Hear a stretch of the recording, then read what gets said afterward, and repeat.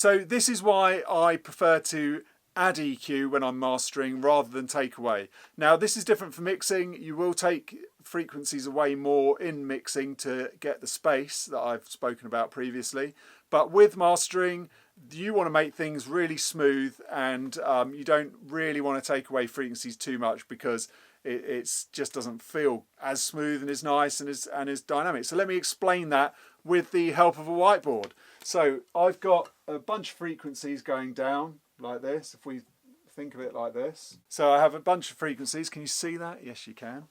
And so then I have, let's go blue, why not? So then I'll add some EQ maybe to the low end here. So let's say that's a little bell there. And then I might add a little bit there to the sort of low mids. And then I might end up with a little bit higher bit in the peaks. And then I might have some kind of shelf going off like that. So you can see that's kind of the curves that I would be doing with, say, a parametric EQ. So what we've got here is, instead of if I was taking away, I would have a line going like this, and I would take away in those sections there.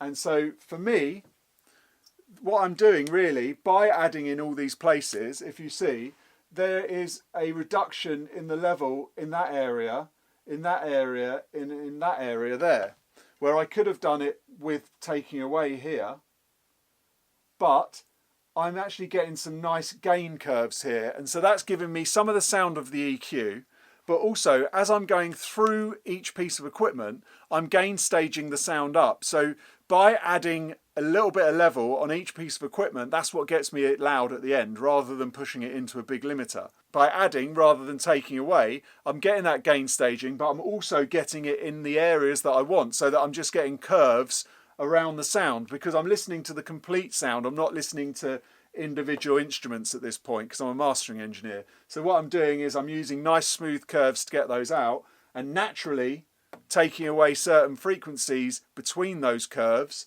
rather than just dipping frequencies out and not getting that gain staging. So that's why I mainly boost frequencies and don't take away. Now, obviously, I'm not going to say I never take frequencies away. Of course I do.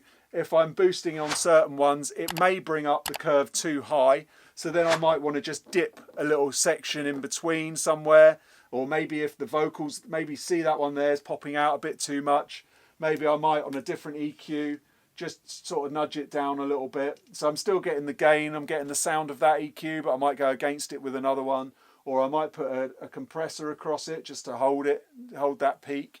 So all those sort of things you can think about, but mainly that's why I'm doing boosting. That's the best thing I can show you today.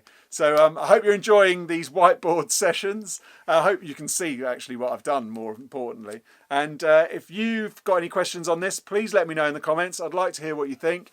If you want more tips and tricks, then go to streaky.com, sign up to my newsletter, the Audio Anorax newsletter. It comes out once a month. It's full of giveaways and other things like this, stuff that I see online, offers that I get, I then pass on to my newsletter readers. So yeah, see you on the newsletter. Thanks for watching. Till next time. Bye.